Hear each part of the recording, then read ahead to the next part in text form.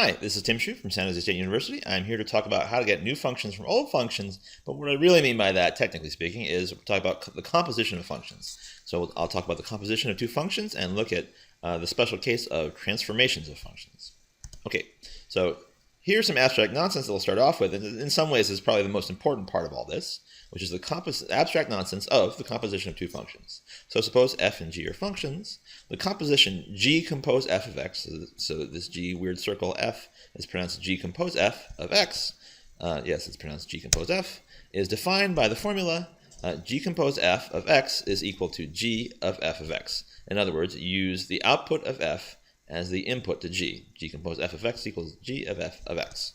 So in this situation, we often call g of x the outside function because look, there it is on the outside, and we often call f of x the inside function because look, there it is on the inside. There we go. So here's an example. So suppose that g of x equals the fifth root of x, or x to the 1/5 in exponential form, and let f of x be 1 minus x to the 7. Then the composition g compose f of x is g compose f of x is equal to, well, you take the output from f of x, 1 minus x to the 7th, and stick it in as the input to x to the 1/5. So it's quantity x 1 minus x to the 7th to the 1/5. And again, as we said before, the outside function is x to the 1/5. So it's a little bit invisible here when you write out the actual form of the whole function because it's blah to the 1/5, x to the 1/5. And the inside function is 1 minus x to the 7th. And it turns out that this expression of a function as the composition of an outside function and an inside function is very important. It's like one of the most important calculations that you have in calculus. Okay, so to talk about transformations, in general, one special case of compositions that you may have seen before is that of transformations, or linear transformations, of a given function f of x and how they alter the graph of f of x. And the basic ideas to keep in mind here that there's a theme that runs through all these sorts of transformations, is that outside transformations are vertical and natural, and inside transformations are horizontal and perverse. And we'll explain what that means when we get there. Okay, so here's an example. So suppose you compose f of x with the function g of x equals x plus or minus c, where c is a positive constant. Then you get a new function whose graph is the graph of x, but shifted by c units in some direction. So let's look at the cases. So here in this table, I'm going to list the new function and how the graph of the new function relates to the graph of f of x. So for example, if you compose f with g of x equals x plus c on the outside, you get the function f of x plus c, and that the graph of that new function is the graph of the old function shifted up by c units. And similarly, if you compose on the outside by minus c and get the new function f of x minus c, then you have the graph of the old function shifted down c units. So again, a composition on the outside, a transformation on the outside, works naturally. If you add c, you think, well, you're going to move up by c. And you have minus c, well, it's going to move down by c. However, transformations on the inside are perverse. They work the opposite way, the way that you'll think. So for example, if you compose on the inside by x plus c to get the function f of quantity x plus c, then instead of, even though you added 3 or whatever, instead of moving in the positive direction, your graph will move in the negative direction. So f of x plus c will be the graph of the old function f of x, but shifted but left by c units. And similarly here, if you replace x with x minus c, instead of moving in the negative direction, it will move in the positive direction. The graph will move right by c units. So again, outside function transformations are vertical and natural. So when we added c or subtracted c on the outside, our graph moved up and down in sort of the direction that you'd think. And when we replaced x by x plus c or x minus c on the inside, then you moved horizontally, but in the opposite direction that you'd think. So if you add c, you sort of move the graph in the negative direction. If you subtract c, you move the graph in the positive direction. Okay, turning to some concrete examples of shifting, here's a sort of random function f of x. Doesn't really matter what it is. If you really want to know, it's the arctan function. And now if I graph the function f and f of x plus 3 on the same axis, you can see that here's the original function f, and f of x plus 3 moves up by 3.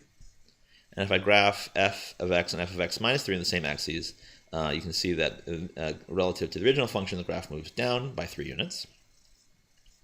Now, if I do an inside composition, remember, inside compositions are horizontal and perverse.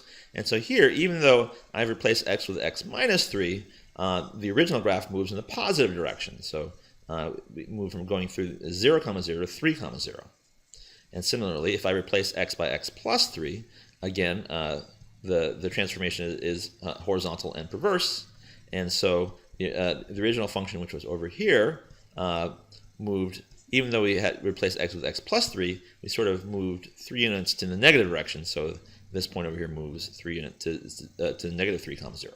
All right, turning to stretches, vertical and horizontal stretches. So if you compose f of x with a function g of x equals c times x, or x divided by c, where c is a constant greater than 1, just for convenience, you get a new function whose graph is the graph of f of x, but either stretched or shrunk by a factor of c in some direction. And here again is that same table, except for stretches and shrinks. So if you multiply the function by c on the outside, then your graph will be vertically stretched by a factor of c. That is, if you multiply by 2 on the outside, you get bigger by a factor of c. And if you divide by 2 on the outside, you get smaller by a factor of c. If you divide by 2, you shrink by a factor of 2. So again, outside transformations are vertical and natural. And for the inside transformations, and this is the one that people sort of somehow mess up the most in my experience, if you multiply by c on the inside, if you replace x by cx, then instead of your graph getting bigger, it shrinks. So if you multiply by, you replace x by cx, then your graph will actually shrink horizontally by a factor of c. That is, if you have a 2x in here, your graph will get half the size it was before. And similarly, if you divide by c, then your graph will get bigger. If you divide by 2, your graph will stretch horizontally by a factor of 2. Okay, so again, outside transformations are vertical and natural. So these things affected your graph vertically, and they sort of went in the direction that you think. You multiply, it get bigger, divide, it gets smaller. And inside transformations are horizontal and perverse. You multiply, you get smaller, and you divide, you get bigger. Ugh. Well, that's life. Life is sometimes perverse. Anyway, turning to a concrete example, here's a function g of x. As the graph from x goes from negative 3 to positive 3. This happens to be the infamous bell curve, just so you know if you're curious. So if I compare the graph of g of x to the graph of 2g of x, that's an outside transformation, so it's going to be vertical and natural. And unsurprisingly, multiplying by 2 on the outside makes the graph twice as big. And here, dividing by 2 on the outside means that the graph gets half the size. So here in red is the original graph, and the new graph is half the original size. And again, transformations on the inside are horizontal and perverse. So if we replace x with 2x, instead of the graph getting bigger, the graph gets half the size, as thin as it was before. So we multiply by 2 on the inside, so to speak, but then instead of the graph getting bigger, it shrinks. It goes from this red graph to this green graph, right? Half the size. And guess what happens if you divide by 2 on the inside? Well, if you replace x by x over 2, then instead of the graph getting smaller, it actually gets bigger. So here's the original graph in red, and then replacing x by x over 2, you get a graph twice the size going outwards. All right, so just for the sake of completeness, that doesn't come up so often in calculus, but if you compose f of x with g of x equals minus x, you get a new function whose graph is the graph of f of x, but flipped over some coordinate axis. And here, the perverse natural thing doesn't apply so much, but the vertical horizontal thing does. So if you multiply by minus 1 on the outside, you get you flip the graph vertically over the x-axis. And if you multiply by minus 1 on the inside, you flip the graph horizontally over the y-axis. So again, outside transformations are vertical, and inside transformations are horizontal. And just to get a concrete example in, here's a function h of x. It doesn't matter what it is. It happens to be a polynomial. And so if I compare the graph of h of x and minus h of x, then lo and behold, the original function here is, and when I multiply by minus 1 on the outside, is flipped over vertically over the x-axis. And when I compare h of x to h of minus x, if I have the minus 1 on the inside, then, like as we were saying, then the original function here is flipped horizontally over the y-axis. Well, as usual, that's enough of that. Go do something useful. Bye!